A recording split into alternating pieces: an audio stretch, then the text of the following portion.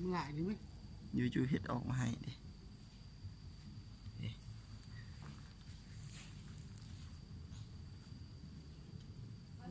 ไม้มาห่อพ่อไปเลยชุ่มเสือเลือกอยู่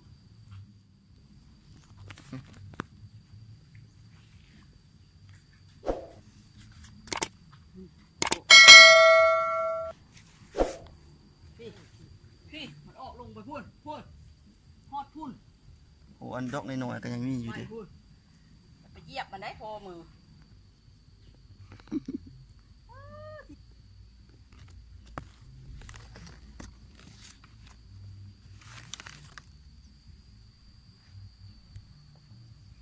ไก่ก็ออกโดนนี้ครับโบราณปานนี้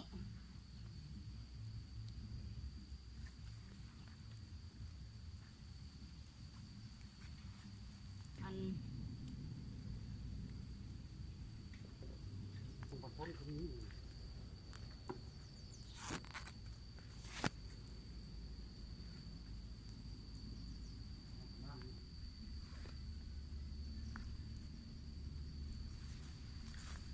อะไรแล้วอันนี้เห็ดตามแน่น้อยตัวนี้เนาะ